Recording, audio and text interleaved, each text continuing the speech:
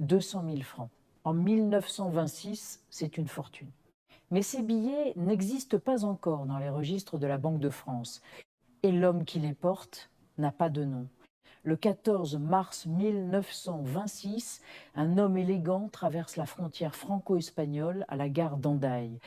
Il n'a pas de papier, pas de bagages, seulement une mallette en cuir, à l'intérieur une somme colossale, 200 000 francs en coupure immaculée.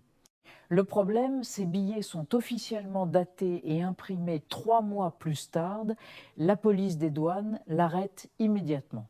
Interrogé, il ne parle pas un seul mot en 8 mois de détention. Son silence est total, absolu. Qui est cet homme?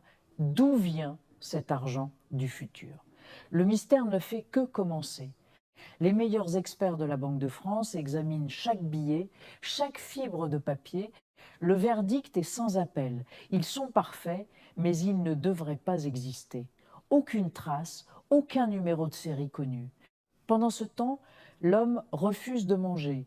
Jour après jour, il reste assis dans sa cellule, fixant le mur, impassible. Un psychiatre de renom l'examine et note dans son rapport une phrase glaçante.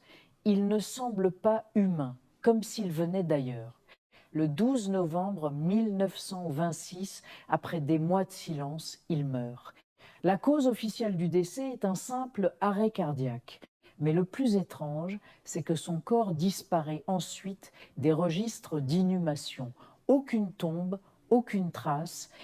Pendant des décennies, l'affaire est oubliée, classée, jusqu'en 2019. Un historien fouineur découvre une note de service interne de la Sûreté nationale de l'époque, une note confidentielle qui donne des frissons. Elle ordonne ne pas enquêter, origine non terrestre possible, vous avez bien entendu. La plus haute autorité de police française envisageait sérieusement que cet homme et son argent ne venaient pas de notre monde. Aucun journal n'en a jamais parlé. L'histoire a été totalement étouffée. Aujourd'hui, les billets sont introuvables. La mallette a disparu.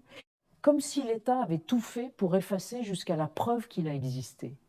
L'affaire X reste l'un des plus grands mystères non résolus de France. Alors, voyageur du temps, espion d'une autre dimension ou simple énigme? Dites-moi ce que vous en pensez dans les commentaires. Abonnez-vous pour ne pas rater d'autres histoires incroyables.